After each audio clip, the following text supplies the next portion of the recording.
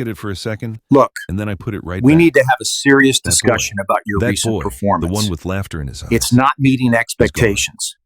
He died Look, the moment he disrespected we the need one to who have a raised serious him. I discussion buried that about your memory a long recent time performance. ago, not because I was angry, It's but not because I was meeting done. expectations. I built a life, lost it, Look, and then built it again. we need to have a serious This time, discussion it's about your quieter, recent smaller, and a hell performance. of a lot stronger. It's not I don't meeting need applause for what I expectations. did.